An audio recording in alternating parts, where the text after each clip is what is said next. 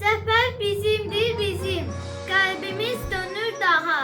Yollar bizi aparır, gedirik Qarabağa. Vətən qarşıla bizi, pay alaq neymətindən. Doymaq olmur ki sənin doğma məhəbbətindən. Vətənin dağ günündə xay yumruq təkbir oldu. Azad oldu torpaqlar, birlik qələbə çaldı. Mücahiddə oğullar, bayraq saçdı hər yana. İmza atdı ordumuz ən müqəddəs məqama.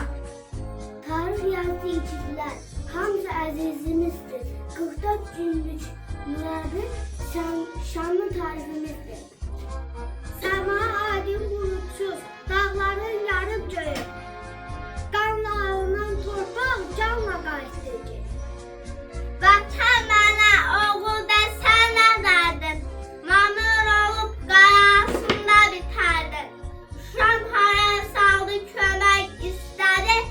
Əskərin döyüşdən zəfərlə gəldi. Nur içində yatır əziz şəhidlər. Salınıb yepyeni şəhərlər kətlər. Bu sizin ən böyük qələbənizdir. Sizə sevginin sonsuz bənizdir. Bizə zəfər yaşatdı igid oğullarımız. Hər birini anırıq. Minnətdarıq hamı.